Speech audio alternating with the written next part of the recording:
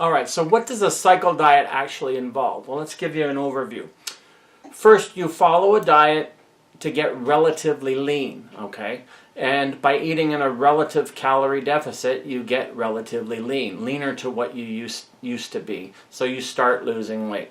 And we also diet in a relative calorie deficit to achieve that supercompensation mode, which I'm going to get into. Nothing unusual really here. You're starting a diet for the same reason most people start to diet, and you want to get leaner and you want to lose weight, which is fine. This is just a more specific criteria because we're actually aiming for that supercompensation mode.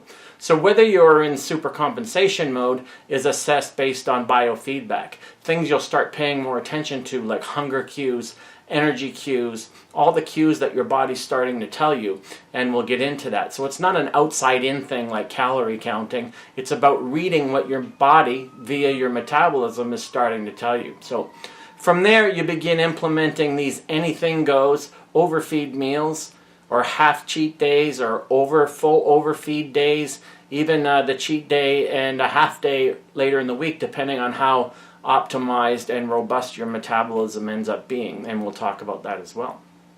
The cycle diet is sustainable psychologically and physiologically. Most diets are not sustainable, and especially not so psychologically. Again, living in the world of food abundance, it's unnatural to our brains to say we're never going to eat such and such a food again, because we're always drawn toward that in our brains, and the reward center of our brains always wants to partake in food it knows we're going to enjoy. So a diet has to be sustainable psychologically as well as physiologically. And the cycle diet allows you to do that because we're going to train your metabolism to get into supercompensation mode so that when you enjoy those foods on a well-timed basis, which is important, then it's not only going to not harm you cosmetically and weight-wise, it's actually going to benefit your metabolism. Now, the cycle diet is not a diet to get contest ready or contest lean. This isn't just for bodybuilders or competitors. There's a lot of rumors online about the cycle diet's been around for so long it's been twisted and tweaked and misrepresented. It's not a cyclical ketogenic diet. We eat carbs all through the week. We just eat in relative deficits. So it's not about crazy macro proportions or anything like that. It's not a diet about fearing food. We don't cut out whole macronutrient groups like starch carbs or dairy or whatever. We don't get into that, okay? It's not about binge eating either. There's that idea that because you get cheat days then it's glorified binge eating. Not so. Binge eating is an uncontrollable impulse.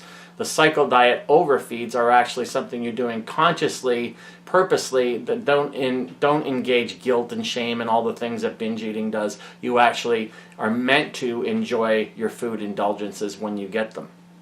At the same time, it's not a diet where on your diet days you can just go off and have little snacks here and there. Oh, I took a nibble of this or I took a nibble of that. It's still a diet, and you have to respect it as a diet. It's not just about have your cake and eat it too. It's about creating that metabolic context where having your cake and eating it too isn't going to hurt you cosmetically or weight-wise or metabolically. So that entails your diet days, you must be very strict on them. And you have to understand that moving forward, or you're really not going to benefit from just having indulgent meals when you're not sticking to your diet days of underfeed rituals and regimentations. Very important.